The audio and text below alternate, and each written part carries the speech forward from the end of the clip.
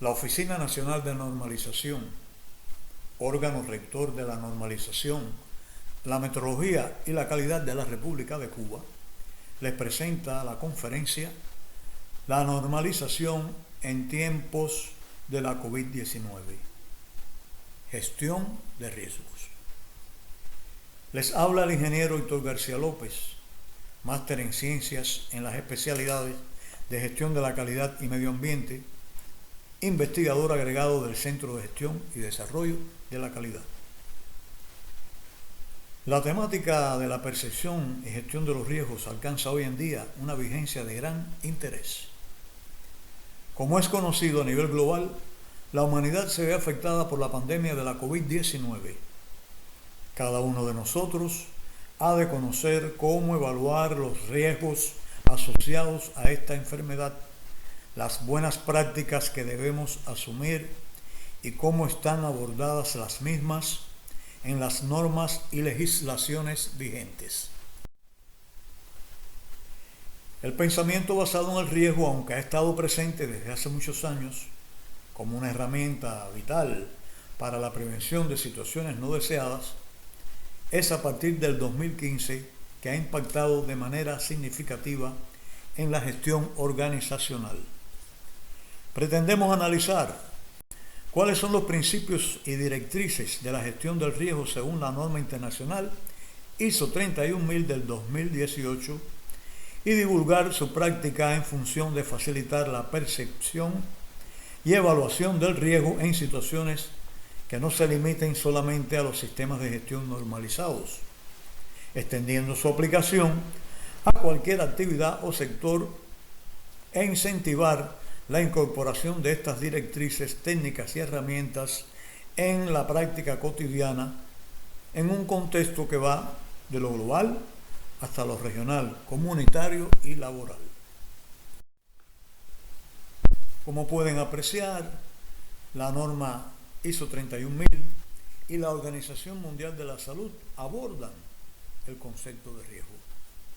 Para esta última se refiere a aquellos que generan daños en la salud de los seres humanos, mientras que la norma considera todos los que inciden sobre los objetivos y metas de la organización y de las personas. La existencia de un riesgo siempre está condicionado por factores o aspectos que le den origen. De ahí que, por ejemplo, en el aspecto ambiental, el riesgo, digamos con una perspectiva de disciplina ambiental, sería el elemento de las actividades, productos o servicios de una organización que interactúa o que puede interactuar con el medio ambiente. Por otra parte, cuando lo asociamos a la salud y seguridad del trabajo, podríamos ver este aspecto como un peligro, que sería la fuente potencial de causar lesiones y o deterioro de la salud. Por ejemplo, en el caso de la situación actual que tenemos, la pandemia representa un peligro dentro de estos riesgos posibles que existen. Al igual lo tenemos cuando hablamos de inocuidad de los alimentos. En la columna que continúa, ustedes pueden observar que se refiere a un agente químico, biológico o físico que esté presente en un alimento o en las condiciones que éste pueda hallarse y que pueda ocasionar un efecto adverso para la salud, lo que es también un peligro y por tanto está relacionado con el riesgo. Asimismo, también para la calidad y los requisitos que están relacionados con los productos y servicios y que por ende inciden en la satisfacción del cliente, que son también aspectos que deben considerarse como riesgos y debemos prever la ocurrencia de los mismos. Por supuesto que todo riesgo está asociado al impacto que provoca sobre los objetivos que nos hemos trazado y las metas de la organización que se vean afectadas precisamente por ese impacto, que puede ser tanto positivo como negativo. Por supuesto, con énfasis en los negativos, por ser los que dañan e interfieren en el cumplimiento de nuestros objetivos y metas. Siendo consecuente con la lámina anterior, para la situación ambiental, ¿qué impacto provoca? Pues genera un cambio en el medio ambiente, que puede ser adverso o beneficioso.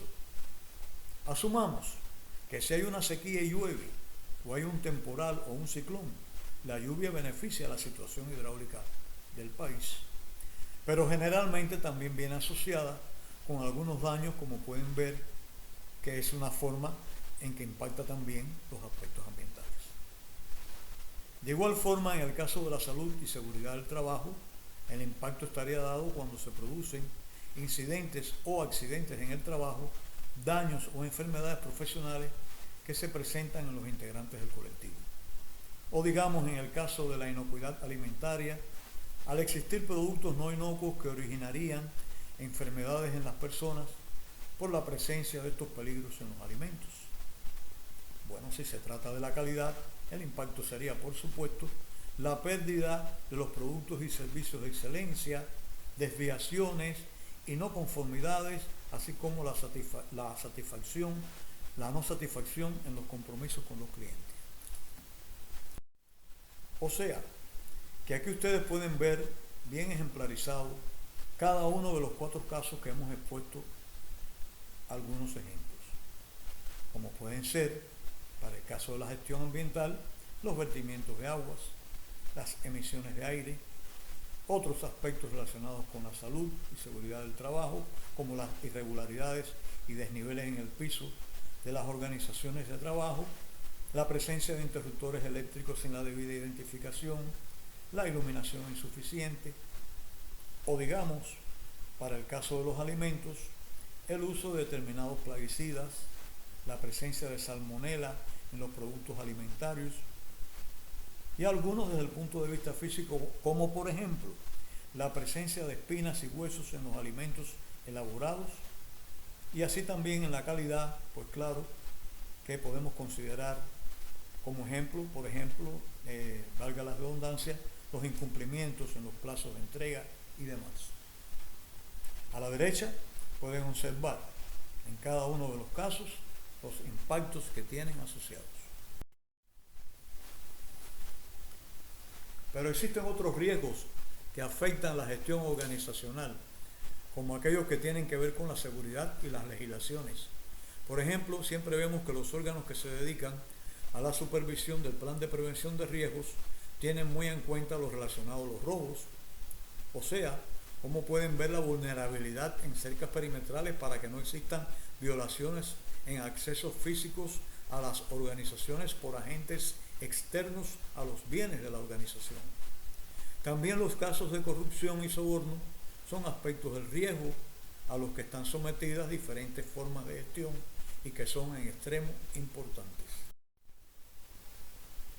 Otros están asociados a los desastres naturales o situaciones de contingencia que en la mayoría de los casos se presentan de manera inesperada, como pueden ser terremotos y tornados, así como ciclones, tormentas tropicales, monzones que en ocasiones podemos identificar con un umbral muy estrecho, pero que de todas formas tenemos que adoptar las medidas de prevención necesarias. Otros son consecuencias de accidentes tecnológicos, como por ejemplo los desastres de Chernobyl, Fukushima y de Seveso en Italia, y de origen biológico como el cólera, la peste bubónica, el ébola y la gripe española, y bueno, pues más recientemente la COVID-19, que hoy castiga a la humanidad y ya ha alcanzado connotación mundial.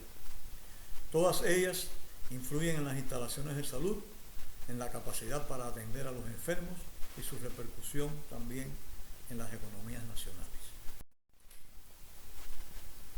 Existen además otras normas que abordan el riesgo, como por ejemplo para los equipos médicos, para las tecnologías de la información, la inocuidad de los alimentos, la salud y la seguridad del trabajo, en la gestión energética, en la calidad, en el antisoborno, en la continuidad de los negocios y la gestión ambiental, entre otros de los sistemas normalizados de gestión que existen. Para que exista un riesgo, tiene que existir una fuente. El virus es el elemento que por sí solo o en combinación con otros tiene el potencial de generar el riesgo. La fuente del riesgo en este caso es el SARS-CoV-2 y luego necesita de un evento, es decir, la ocurrencia o cambio de un conjunto particular de circunstancias representado por la contaminación de las personas, teniendo como vehículo el roce de las personas, los alimentos, las cosas en general, dando lugar a la infección y la propagación del COVID-19 hasta que llega a alcanzar magnitudes de tipo pandemia, ocasionando como consecuencia la afectación de la salud mundial. La posibilidad de que esto suceda o no depende de la existencia y cumplimiento de los controles que seamos capaces de identificar. Por eso es que cuando estamos midiendo o evaluando un riesgo tenemos que medirlo fundamentalmente en base a la consecuencia o severidad que éste produce y a la probabilidad de que éste ocurra en una serie de riesgos posibles que puedan manifestarse. Una consecuencia puede ser cierta o incierta y puede tener efectos positivos o negativos, directos o indirectos, sobre los objetivos de una organización o los individuos. Las consecuencias se pueden expresar de manera cualitativa o cuantitativa. Cualquier consecuencia puede incrementarse por efectos en cascada y efectos acumulativos. Lo primero que nos plantea la norma ISO 31000 es que la gestión del riesgo es parte de la gobernanza y del liderazgo de una organización, que contribuye a la mejora de los sistemas de gestión, al ser parte de todas las actividades de la misma e incluye, por tanto, la interacción con todas las partes interesadas y considera el contexto interno y externo, incluido el comportamiento humano y los factores culturales. La ISO 31000 puede utilizarse por cualquier empresa pública, privada o social, asociación, grupo o individuo. Por tanto, no es específica de una industria o sector concreta. Se puede aplicar a lo largo de toda la vida de una organización y a una amplia gama de actividades, incluyendo estrategias y decisiones, operaciones, procesos, funciones, proyectos, productos, servicios y activos. Se puede aplicar a cualquier tipo de riesgo, cualquiera que sea su naturaleza, y tanto si sus consecuencias son positivas o negativas. Para vuestro conocimiento, la gestión de riesgo está conformada por 3 pilares fundamentales, partiendo de los principios, que no son más que el conjunto de valores, reglas y normativas de carácter general y universal que orientan y regulan la forma de desarrollar, enfrentar y afrontar la gestión del riesgo. El ser humano, por su naturaleza, es noble y estos principios, consecuentemente, también lo son.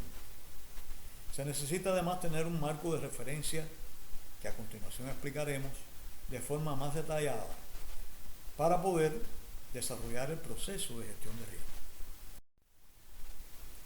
Entre los principios asociados a la gestión de riesgo, en primer lugar se considera que los mismos están concebidos para crear valor y proteger el valor creado. ¿Dónde radican los valores? Ellos incluyen los recursos humanos, financieros, materiales, culturales. Están integrados a toda la organización y se adaptan según los procesos que incluye. Son dinámicos, ya que cambia la tecnología, el contexto, el mercado, por cuanto han de adaptarse al entorno. La gestión de riesgo es depositaria de las mejores decisiones sobre la base de la recopilación oportuna de información y es inclusiva porque considera a todos los miembros de la organización. Estos principios están presentes tanto en el marco de referencia como en la gestión de riesgo. El marco de referencia sería el conjunto de políticas y objetivos que establecen el mandato y el compromiso para gestionar el riesgo. Serían los fundamentos y las disposiciones que la organización tiene para diseñar, implementar, dar seguimiento y mejorar continuamente la gestión de riesgo. Y por lo tanto, es parte integrante de todas las políticas y estrategias de la organización y de sus procesos operacionales.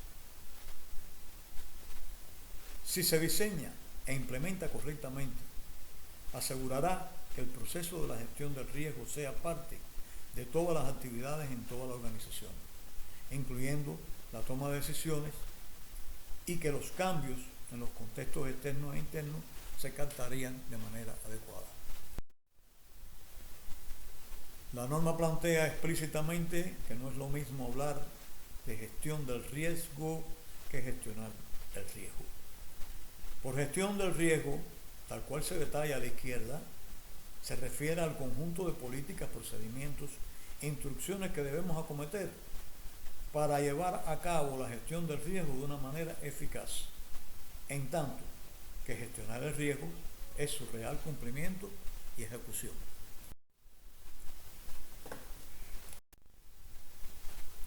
Definido el marco de referencia, a partir de un análisis del contexto, el proceso de la gestión del riesgo tiene como médula espinal la evaluación del riesgo, y este se subdivide en tres etapas fundamentales. La primera, la identificación del riesgo, es decir, encontrar, reconocer y describir los riesgos que pueden ayudar o impedir a una organización lograr sus objetivos. El análisis del riesgo es el momento en que se comprende la naturaleza del riesgo y sus características, incluyendo, cuando sea apropiado, el nivel de riesgo correspondiente. La valoración del riesgo supone comparar los resultados del análisis del riesgo con los criterios de riesgo para determinar si el riesgo o su magnitud son aceptables o tolerables en la organización para apoyar la toma de decisiones. Sobre la base de esta evaluación es que después, tal cual refiere el apartado 6.5, se decide qué tipo de tratamiento se aplicará en función de la evaluación realizada. Este proceso, en todo su contenido y su recorrido, requiere del seguimiento, la revisión, así como establecer una comunicación y consulta, ya que por ser parte integral de la implementación del tratamiento del riesgo, se necesita asegurar que las distintas maneras de tratamiento sean y permanezcan eficaces. De todo lo anterior, que debe quedar una evidencia documentada según se establece en el apartado 6.7. Son varias las opciones de tratamiento que podemos aplicar a un riesgo. En el caso de la pandemia, por ejemplo, que es la que nos ocupa, no es posible evitar el riesgo decidiendo no iniciar la actividad que lo genera, ya que se trata de la naturaleza. Mucho menos podemos aceptar o aumentar el riesgo a fin de perseguir una oportunidad, pues sucumbiríamos todos ante la pandemia. Tampoco es posible en estos momentos eliminar la fuente de riesgo al no contar con una vacuna por ser un virus nuevo. Sin embargo, sí podemos modificar la probabilidad de ocurrencia de riesgos que se derivan de esta pandemia, y si nosotros establecemos los controles y empleamos los recursos necesarios y aplicamos las buenas prácticas recomendadas, podemos lograrlo. Otra opción que tampoco puede ser empleada en este caso es la de compartir el riesgo, porque la salud de las personas no se puede compartir. El tratamiento del riesgo puede o no reproducir los resultados esperados y producir consecuencias no previstas, e incluso introducir nuevos riesgos que deberíamos gestionar en un nuevo ciclo. Insistimos en que debe quedar evidencia documentada del proceso de gestión del riesgo, ya que es parte integral de la gobernanza de la organización, ayuda en el diálogo con las partes interesadas, sirve de referencia para la toma de decisiones y permite discernir el cumplimiento de las exigencias de los órganos de supervisión. Tomemos el caso de la pandemia como ejemplo para hacer una identificación de riesgos. Para ello debemos utilizar técnicas y métodos recomendados.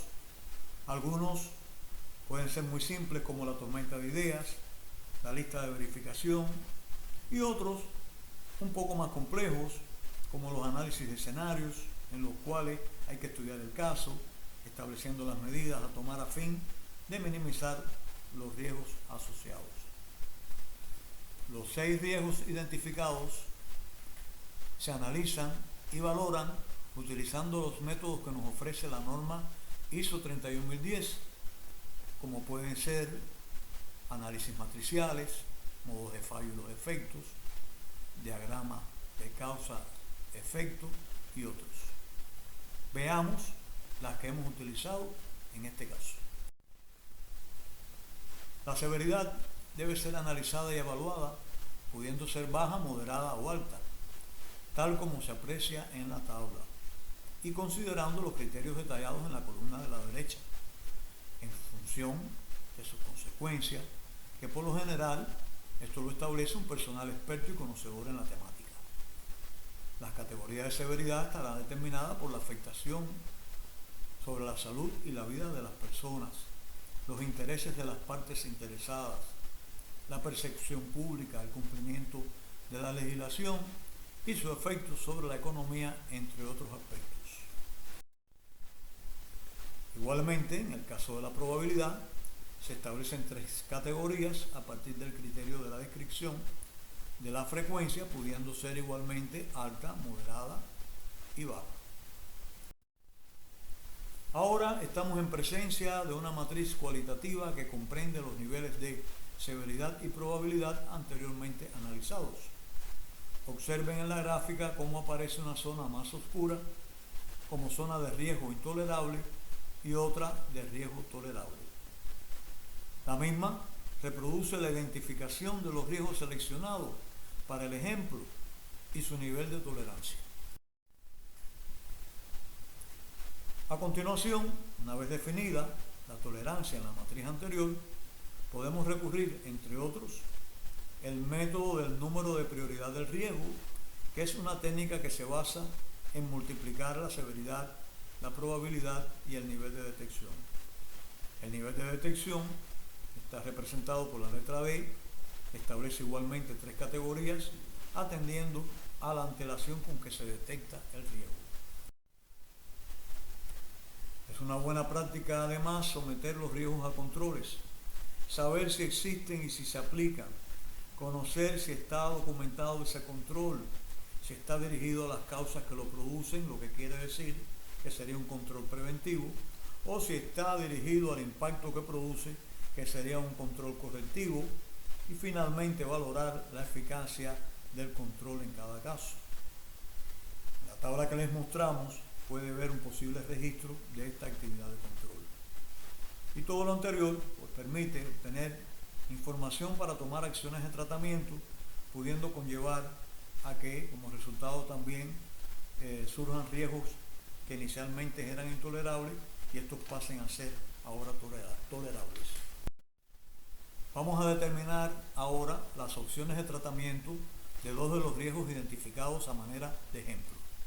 El riesgo 1, insuficientes equipos de ventilación para casos críticos de salud, resultó no tolerable y proponemos la opción de contratar proveedores de servicios de mantenimiento y reparación de equipos, para así reforzar los actualmente existentes, mitigando el efecto de la no existencia de medios.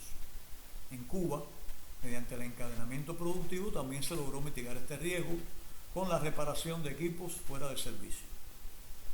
Con respecto al riesgo número 5, incumplimientos de las medidas de protección e aislamiento por indisciplina de la población, que también resultó no tolerable, las medidas de control podrían ser, entre otras, intensificar la promoción en los medios masivos de comunicación, reforzar la aplicación de las medidas disciplinarias en los casos necesarios e incremento de la exigencia de su cumplimiento por las fuerzas del orden público y otras organizaciones sociales.